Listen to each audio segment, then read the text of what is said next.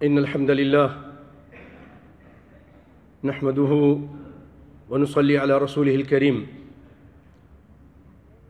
ونشهد أن لا إله إلا الله وحده لا شريك له ونشهد أن محمدًا عبده ورسوله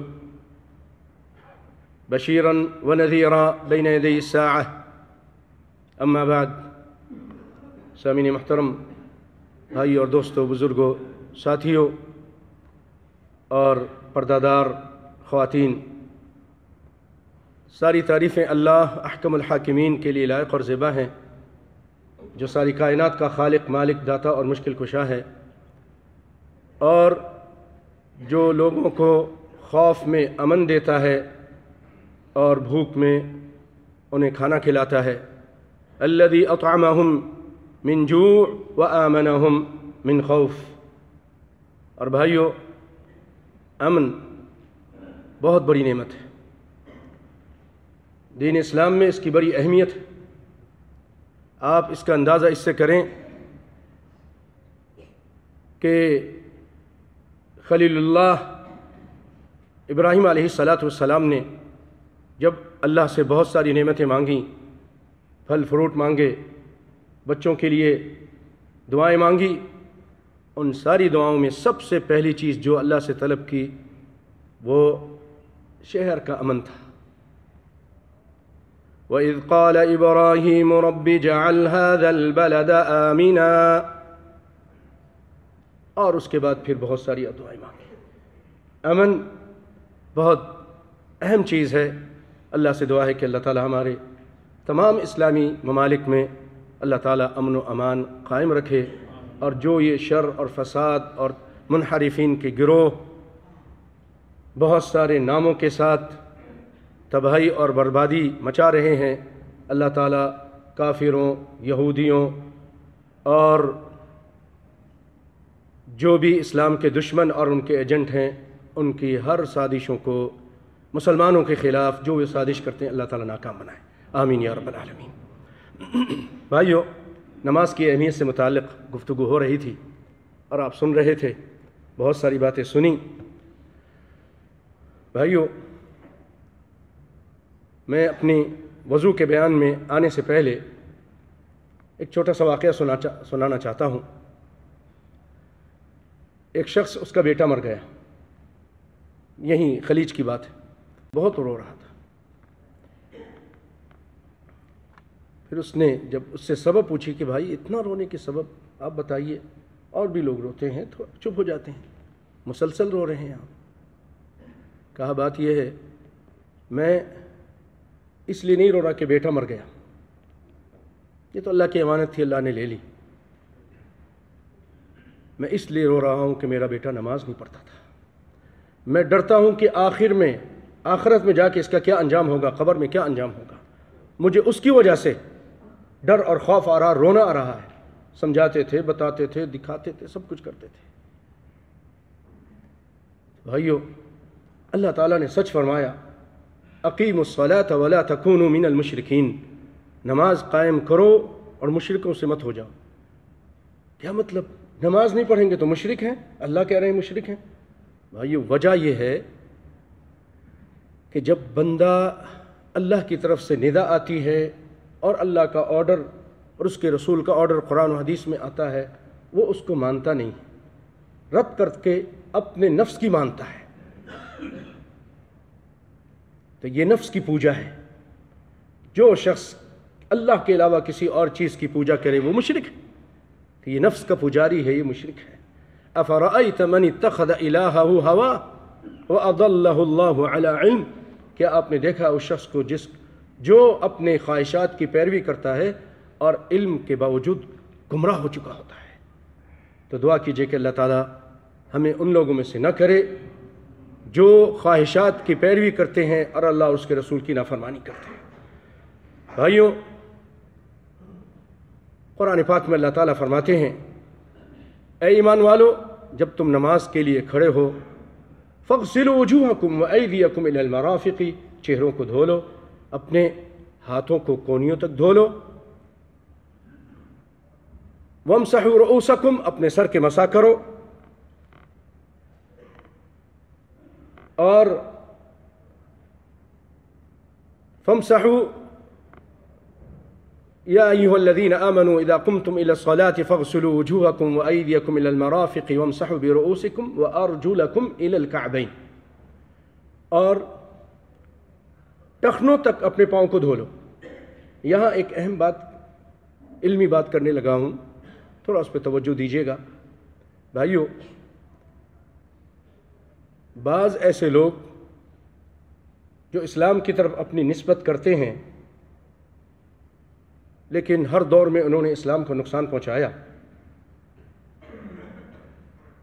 آپ سمجھ رہے ہوں گے، وہ ہمیشہ پاؤں کا مسح کرتے ہیں، جبکہ قرآن پاک میں اللہ تعالیٰ فرما رہے ہیں وَامْسَحُوا بِرُؤُوسِكُمْ وَأَرْجُلَكُمْ، وَامْسَحُوا مسح کرو اپنے سر کا، وَامْسَحُوا بِرُؤُوسِكُمْ بے حرف جار ہے، اس کی وجہ سے آپ رؤوس میں دیکھیے زیر آ رہا ہے، بِرُؤُوسِكُمْ اپنے سر کا مسح کرو، وَأَرْجُلَكُمْ ارجلکم کے اوپر زبر آیا ہے، ارجلا ارجل، اس پہ زبر ہے آخر میں، تو اس پر فمسحو کا عطف نہیں ہے، فمسحو کا آرڈر لاگو نہیں ہو رہا ہے، بلکہ فغسلوا وجوہکم، فغسلوا میں اللہ نے فرمایا دھو، وجوہا یہ بھی نصب ہے، زبر ہے کہ اپنے چہرے کو دھو، اپنے ایدیکم، ایدیا ہاتھ کے اوپر بھی زبر ہے، ہاتھ کو بھی دھو، وَأَرْجُلَكُمْ اسی لیے قرآن پاک میں ارجلکم آیا ہے، اپنے پاؤں کو دھو، فمسحو کا عطف نہیں آ رہا ہے یہاں پر، یہ اپنے ذہن میں رکھیے گا۔ اور پھر صرف یہی نہیں، قرآن پاک کو سمجھنے کے لیے نبی کی حدیث بہت ضروری ہے، جیسا کہ آپ کو معلوم ہے، ورنہ بہت ساری چیزیں ہم نہیں سمجھ سکتے ہیں۔ ہمیں کس نے یہ بتایا کہ ظہر کی 4 رکعتیں ہیں،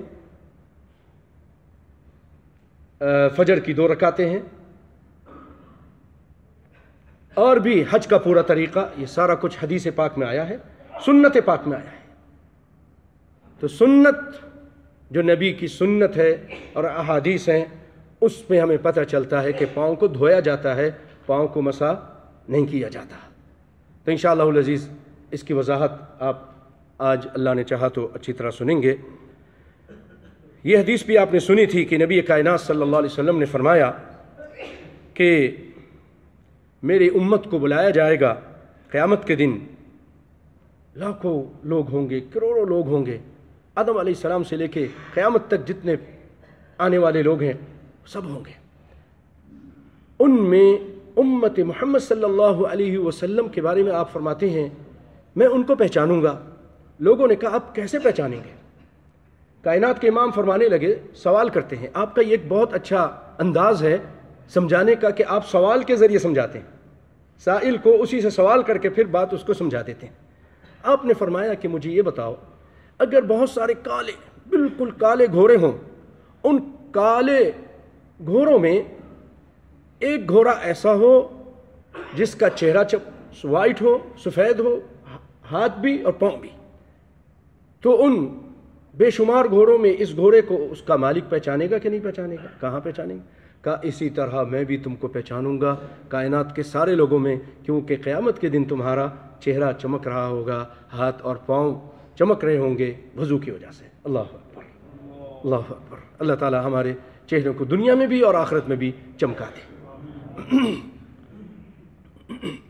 اور بھائیو، وضو سے متعلق کائنات کے امام صلی اللہ علیہ وسلم یہ بھی فرماتے ہیں کہ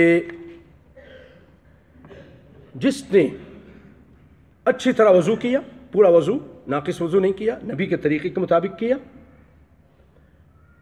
اس کے گناہ اس کے جسم سے جھرنا شروع ہو جاتے ہیں، یہاں تک کہ اس کی انگلیوں سے بھی پانی کے قطروں کے ساتھ، ایک روایت میں آخری قطرے کے ساتھ گر جاتے ہیں۔ یا اللہ! اور ایک اور روایت میں فرمایا جس نے، آپ نے وضو کر کے دکھایا سیدنا عثمان کو، اور سیدنا عثمان رضی اللہ تعالیٰ عنہ لوگوں کو وضو کر کے دکھایا، اور پھر فرمایا کہ کائنات کے امام نے فرمایا تھا جس نے اس طرح کا وضو کیا، میرے طرح کا وضو جو میں نے کیا ہے، اور وہ سارا حدیث میں موجود ہے، اپنے باپ دادا کے طریقے، برادری اور سوسائٹی کے طریقے، کسی شیخ کے طریقے پہ نہیں، محمد مصطفیٰ صلی اللہ علیہ وسلم کے طریقے پر اگر تم نے وضو کیا تو کیا ملے گا؟ غفر له ما تقدم من ذنبه، اس کے پچھلے سارے گناہ معاف۔ اللہ اکبر اللہ اکبر، گناہ معاف۔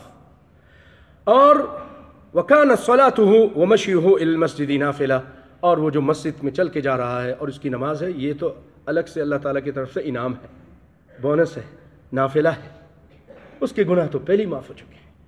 بھائیو، وضو کے اور بھی بہت سارے فضائل ہیں، اللہ کے فضل و کرم سے میں بیان کر چکا تھا۔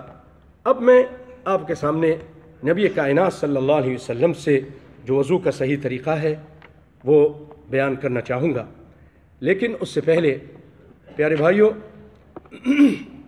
میں آپ کے سامنے وضو میں کچھ شروط ہیں، آسان انداز میں وضو کے لیے کچھ شرطیں ہیں۔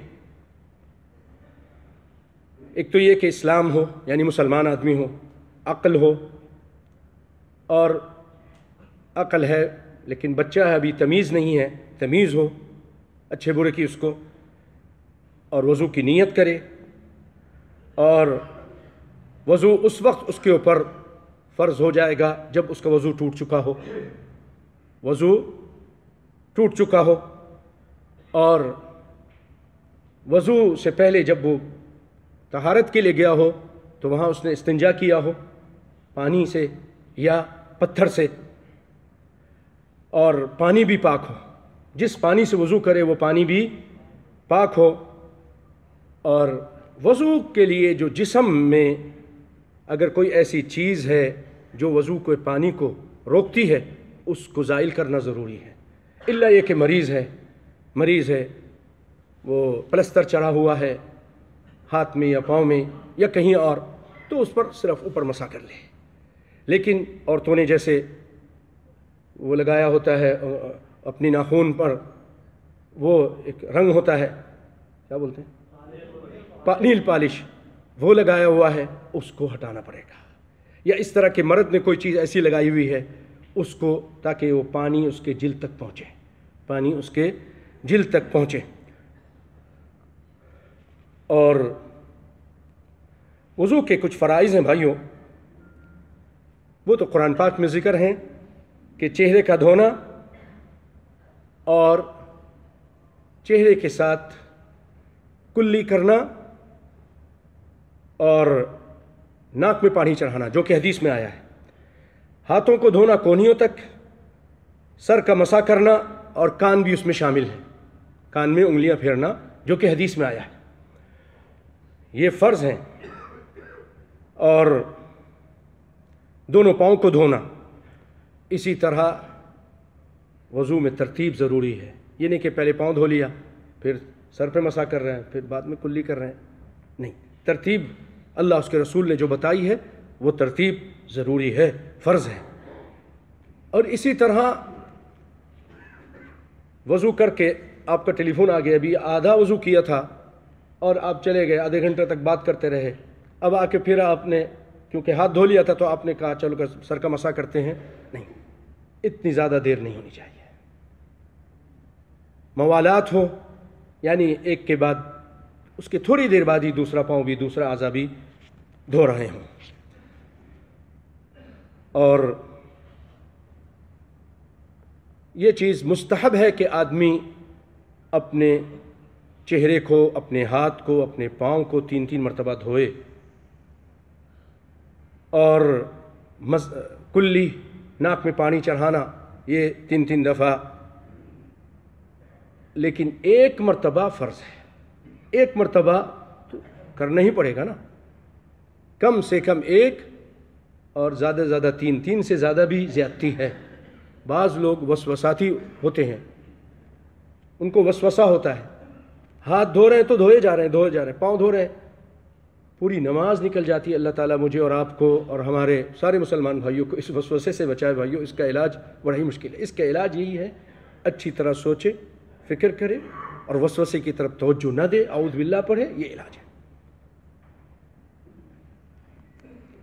تو 3 دفعہ اگر 3 سے زیادہ دھوئے گا تو پھر وہ زیادتی کر رہا ہے۔ ہاں، سر کا جو مسح ہے وہ ایک دفعہ ہے، صرف ایک دفعہ ہے۔ اما مسح الرأس فلا يستحب تکرارہ کما دلت علی ذلك الاحادیث الصحیحہ۔ سر کے مسح کے لیے تکرار ضروری نہیں ہے۔ بھائیو، نواقض الوضوء، کن چیزوں سے وضو ٹوٹ جاتا ہے، اس کی تفصیل انشاءاللہ بعد میں سنیں گے۔ آپ صرف ابھی اس کی جو اہم شروع کے اس کے جیسے کہتے ہیں عنوان وہ سن لیجئے۔ انسان کے جسم میں اللہ تعالیٰ نے 2 مخرج رکھے ہیں نکلنے کے، جس کو کہتے ہیں سبیلین۔ سبیلین سے کوئی چیز نکل جائے، کوئی چیز خارج ہو جائے، ہوا خارج ہو یا پیشاب کا قطرہ خارج ہو، اس کی وجہ سے وضو ٹوٹ جاتا ہے۔ اسی طرح آدمی کا عقل ضائع ہو جائے کسی وجہ سے، کسی نے اس کو شراب پلا دی، نشہ کرا دیا، بے ہوش ہو گیا، یا انجیکشن ڈاکٹر نے دیا، بے ہوش ہو گیا، وضو سے تھا اب وضو ٹوٹ گیا عقل کے زائل ہونے کی وجہ سے، یا نیند آ گئی، گہری نیند آئی، سو گیا۔ اسی طرح اگر اس نے اپنی شرمگاہ کو بغیر کسی رکاوٹ کے، بغیر کسی کپڑے کے ہاتھ لگایا، اس میں تفصیل ہے، اللہ نے چاہا تو بعد میں اس کے بارے میں بتاؤں گا۔ اور اگر اللہ تعالی ہم سب کو محفوظ رکھے کہ کوئی شخص اسلام لانے کے بعد کافر ہو گیا، وضو کیا تھا پھر ایسے ہی کوئی اس کے اوپر بدبختی آئی، کفر بکنا شروع ہو گیا اور کافر ہو گیا، مرتد ہو گیا، اس کا بھی وضو ٹوٹ جائے گا۔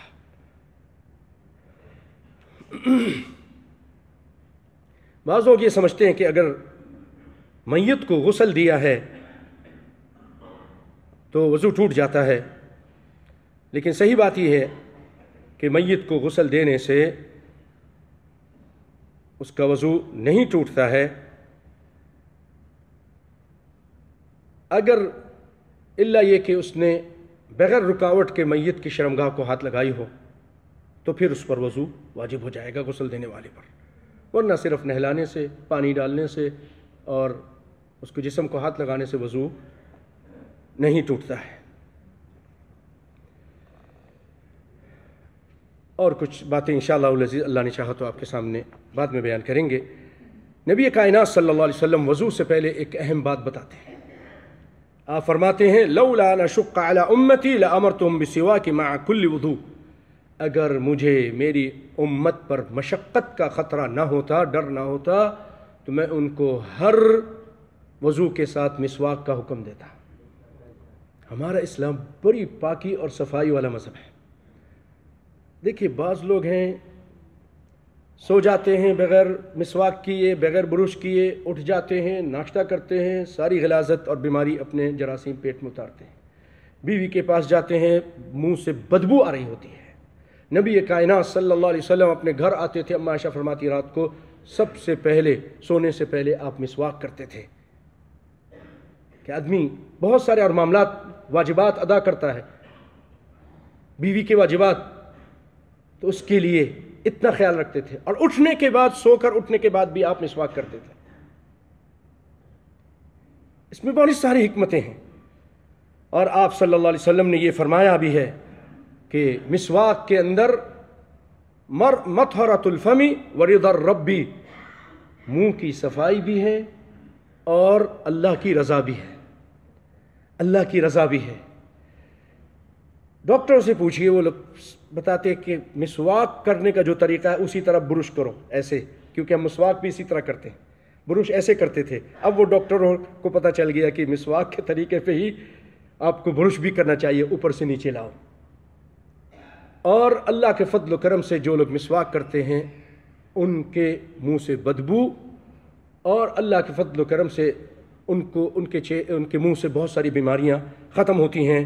آپ صلی اللہ علیہ وسلم فرماتے ہیں اگر مجھے مشقت کا خطرہ نہ ہوتا تو میں اس کو واجب اور فرض کر دیتا، لیکن کیونکہ یہ خارجی چیز ہے، انسان کے ساتھ ہر وقت نہیں ہے، کبھی ہو کبھی نہیں ہو، کبھی نہیں ملے، تو اس لیے فرض نہیں ہے۔ اور اگر کبھی آپ کو نہیں ملتا ہے تو آپ برش ہے اور وہ پیسٹ اچھی والی لگا کر یہ نیت کر لیں تو اللہ تعالیٰ اس پہ بھی آپ کو اجر دے گا۔ لیکن مسواک کی اپنی اہمیت ہے، مسواک کی اپنی اہمیت ہے، اس کو ضرور کوشش کیجئے کہ آپ اپنائیے، اپنے ساتھ رکھیے اور مسواک کرنے کی کوشش کیجئے۔ بھائیوں، آئیے وہ حدیث جو میں کئی مرتبہ آپ کے سامنے اس کا ذکر کر چکا ہوں، سیدنا عثمان رضی اللہ تعالیٰ عنہ جو ہمارے تیسرے خلیفہ ہیں نبی کائنات صلی اللہ علیہ وسلم کے بعد، ابو بکر، عمر اور عثمان رضی اللہ تعالیٰ عنہ خلیفہ بنے۔ ان کے غلام ہیں جن کو آپ نے آزاد کر دیا تھا، حمران ہے ان کا نام، اور ان کو کہتے ہیں مولا۔ مولا آزاد کر دے، غلام کو بھی بولتے ہیں، اپنے آقا کو بھی مولا بولتے ہیں، اللہ کو بھی مولانا بولتے ہیں۔ مولا کے کئی معنی ہیں، تو یہاں پر آزاد کردہ غلام عن حمران مولا عثمان رضی اللہ عنہ، ان کا غلام، دیکھو اپنے غلاموں کے ساتھ اتنا اچھا برتاؤ کرتے تھے، حالانکہ اس کو کئی ہزار دینار میں خریدا ہوگا، یا کئی ہزار یا کئی سو درہم میں خریدا ہوگا، پھر اس کو اللہ کے لیے آزاد کر دیا، اللہ کے لیے آزاد کر دیا، پھر اس کو تعلیم دی۔ اب وہ لوگوں کو تعلیم دے رہا ہے دین کی، کہاں غلام ہے اور لوگوں کو تعلیم دے رہا ہے، اور کہہ رہا ہے کہ ان عثمان دعا بوضوء، کہ عثمان رضی اللہ تعالیٰ عنہ، سبحان اللہ۔ اب دیکھیے ایک غلام حدیث بیان کر رہا ہے نبی کائنات صلی اللہ علیہ وسلم کی، غلام ہو کر، اور لاکھوں لوگ، کروڑوں لوگ، قیامت تک آنے والے لوگ اس حدیث کو پڑھیں گے، جہاں آپ کو بیان کرنے والوں کو، کم عمل کرنے والوں کو اجر ملے گا، وہیں پر سیدنا حمران کو بھی اجر ملے گا جو ان کا غلام تھا۔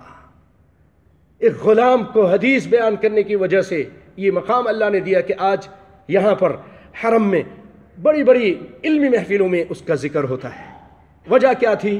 اس نے علم حاصل کیا اور اس کو آگے بیان کیا۔ اللہ تعالی ہمیں بھی علم حاصل کرنے کی توفیق عطا فرمائے اور اس کو آگے بیان کرنے کی توفیق عطا فرمائے۔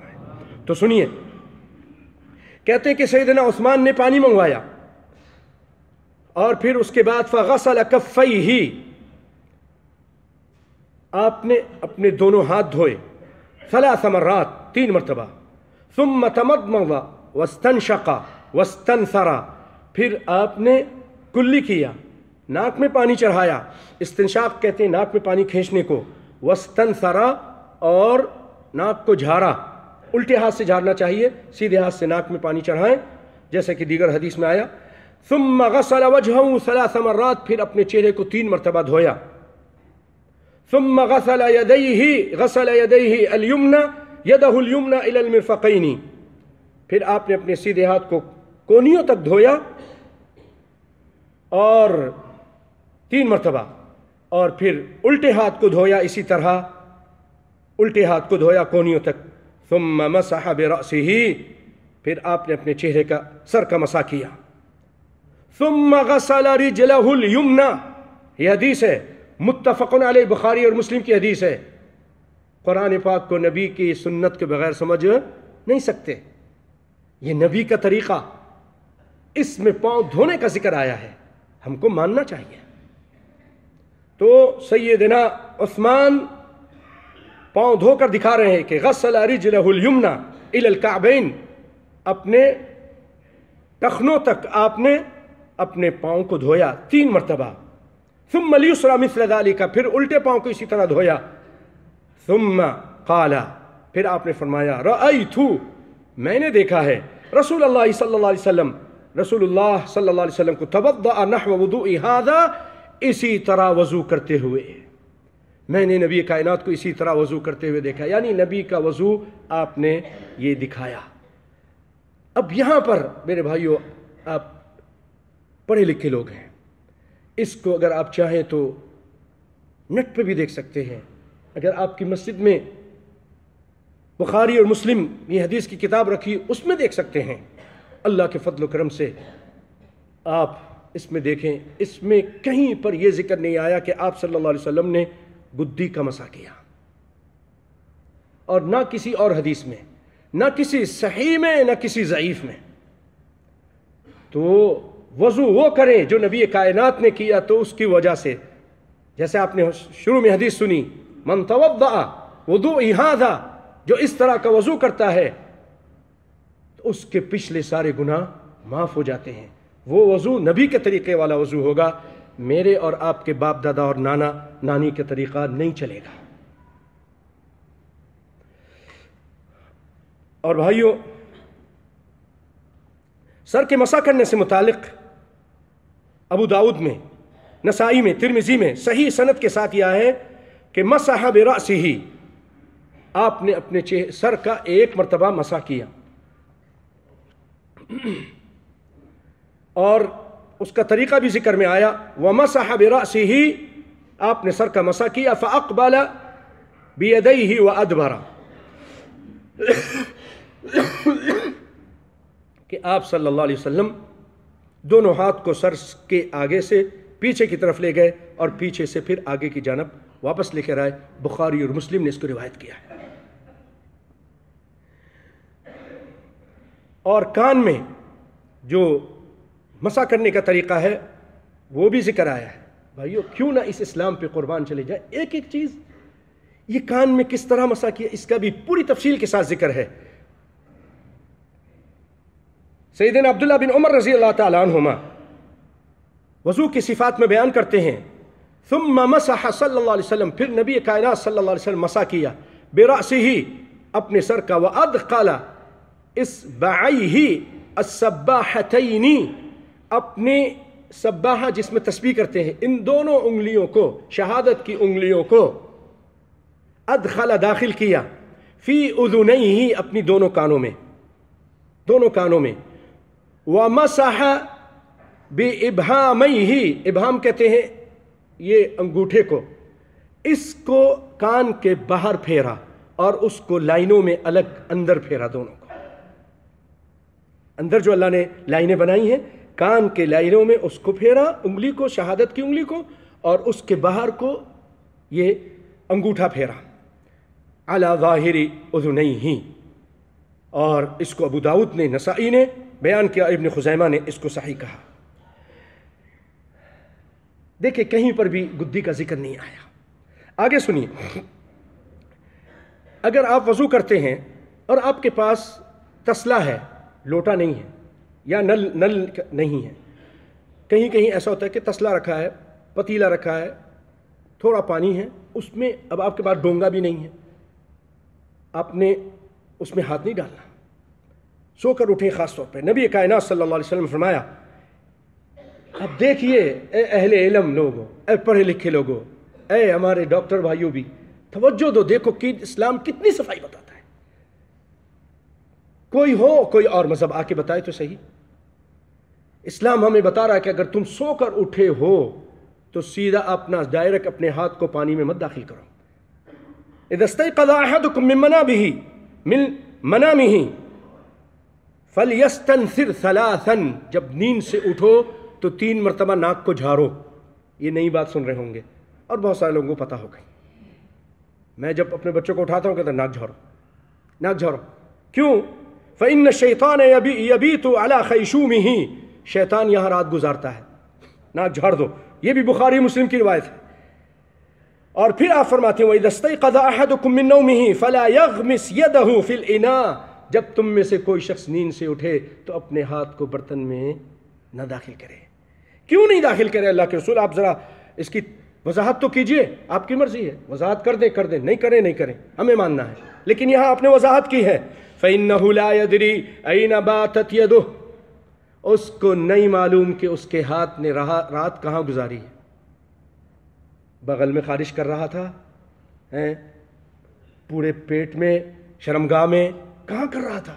نیند میں، اس کو کچھ نہیں پتا، نجاست لگ گئی نہیں لگ گئی کچھ نہیں پتا، اسی لیے باقی پانی بھی خراب ہو جائے گا۔ اپنے ہاتھ کو پہلے کسی چیز سے یا اسی کو تھوڑا ٹیڑھا کر کے پانی انڈھیل لو، اس کو دھو لو، یا ڈونگوں سے پانی نکال کے ہاتھ کو دھو لو۔ اب اگر اس آپ نے برتن میں داخل کرنا ہے تو اب داخل کر سکتے ہیں، کیونکہ اب آپ کا ہاتھ پاک ہو چکا ہے، صاف ہو چکا ہے، جراثیم اس سے چلے گئے ہیں، دور ہو گئے ہیں۔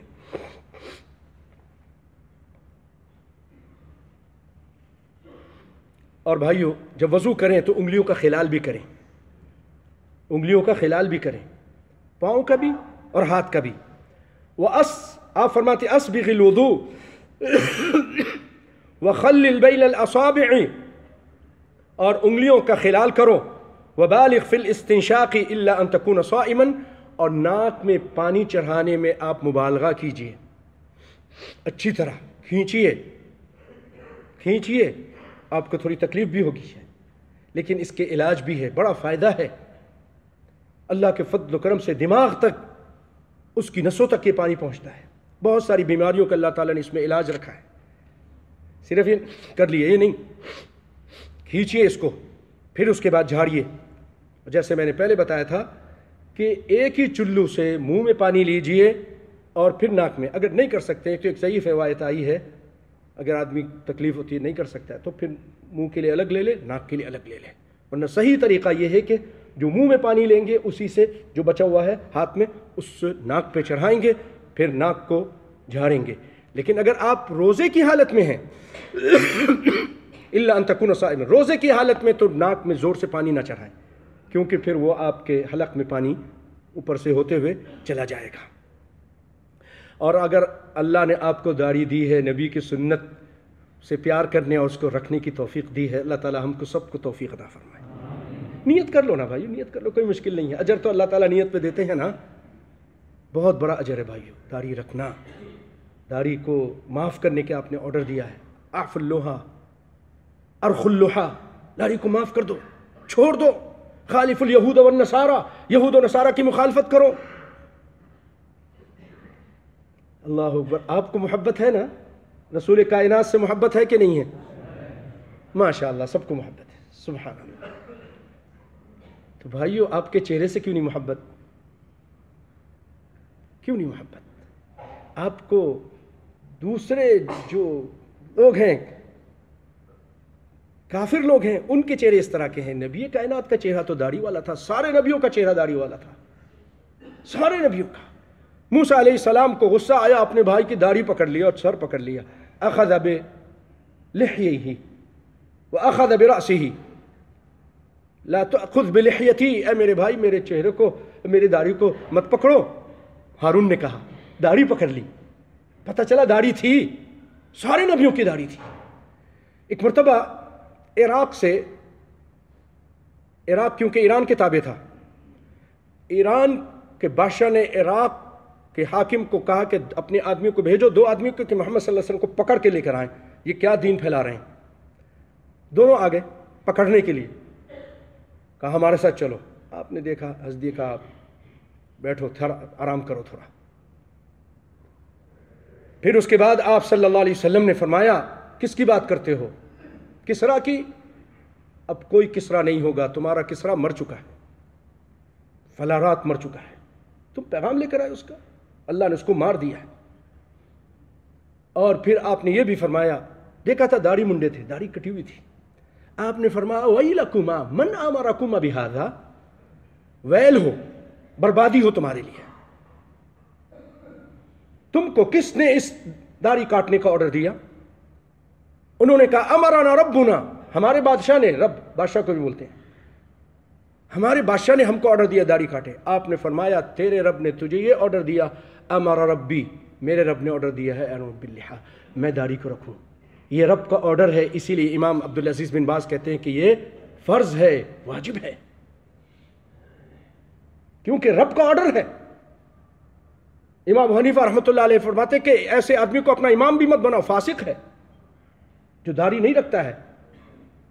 بھائیوں میں کسی کا دل نہیں دکھا رہا، آپ لوگ مجبور بھی ہیں، آپ کے ساتھ اپنی مجبوریاں بھی ہیں، اللہ تعالیٰ سب کو معاف فرمائے اور سب کو اس کی طرف بڑھنے کی کوشش کرنے کی توفیق دے۔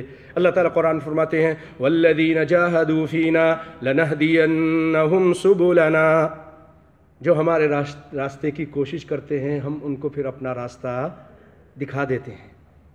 کوشش تو کرو، دل میں نیت کرو، تھوڑی ہمت کرو، تھوڑا کہ نہیں رکھوں گا، انشاءاللہ پھر اللہ توفیق بھی دے دیں گے۔ تو داڑھی اگر ہے تو کان یخلل لحیتہ فی الوضوء، اس کا خلال کرتے تھے۔ اور بھائیوں ایک یہ چیز بھی سن لیجئے، ہم لوگ پانی میں بعض لوگ بہت اسراف کرتے ہیں، کھول لیا تو بس پانی بہہ رہا ہے، مسواک کر رہے ہیں، برش کر رہے ہیں، پانی بہہ رہا ہے، پھر اتنا موٹا پانی بہہ رہا ہے اور وضو بھی کر رہے ہیں۔ ہمارے بچے بھی، ہماری عورتیں بھی، مرد بھی وضو خانے مسجد کے وضو خانے میں بیٹھے اتنا زور سے آواز آ رہی ہے، ارے تھوڑا کھولیے، پانی بہت بڑی نعمت ہے۔ آپ دیکھیے بہت سارے ہمارے ملکوں میں پینے کا صاف پانی نہیں ملتا، کتنے بچے تھر میں ابھی مر چکے ہیں، مجھے کسی نے کل بتایا، ڈائریا ہو گیا، گندا پانی مل رہا ہے۔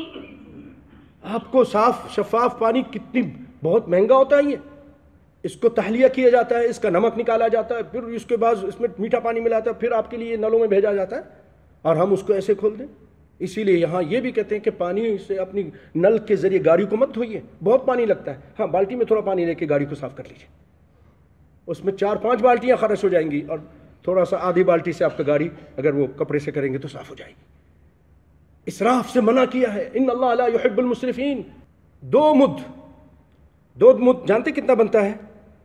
2 مد 600 گرام، آدھا کلو سے تھوڑا زیادہ، 1000 گرام سے کلو بنتا ہے نا، 600 گرام میں آپ وضو کرتے تھے، اور ایک روایت میں آئے کہ 1 مد یعنی 1 کلو سے۔ تو بھائیو یہ کافی ہے، یہ کافی ہے۔ اگر بہت ضرورت ہے آپ کو زیادہ ہے تو تھوڑا سا اور، لیکن اسراف سے کوشش کیجئے بچیں۔ پانی بہت بڑی ثروت ہے، بہت بڑی یہ نعمت ہے۔ وَجَعَلْنَا مِنَ الْمَاءِ كُلَّ شَيْءٍ حَيٍّ، ہر چیز کو ہم نے اس پانی سے پیدا کیا ہے، ہر زندہ چیز کو، بہت بڑی نعمت ہے۔ انزلنا من السماء ماء مبارکا، مبارک پانی کو، اس سے کھیتیاں ہوتی ہیں۔ لوگ بتاتے ہیں، بڑے بڑے اخباروں میں ہم پڑھ رہے ہیں کہ دنیا والے جو ماہرین ہیں کہتے ہیں کہ آئندہ جنگیں لگتا ہے ایسا ہوگا کہ پانی کی وجہ سے ہوں گی۔ اب تو دولت کی اور دوسری چیزوں کی وجہ سے ہو رہی ہے نا، پانی کی وجہ سے، تو پانی میں اسراف سے بچیں۔ اللہ تعالیٰ مجھے اور آپ کو صحیح قرآن و سنت پر عمل کرنے کی توفیق عطا فرمائے۔ انشاءاللہ اس کی اور باتیں باقی ہیں، آئندہ اللہ نے چاہا تو سنیں گے۔ اللہ تعالیٰ سے دعا کرتے ہیں اللہ تعالیٰ ہم پر قرآن و سنت کی صحیح باتیں واضح کر دے۔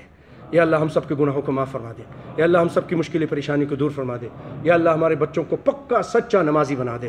اے رب العالمین ہمیں دین دنیا کی بھلائی نصیب فرما۔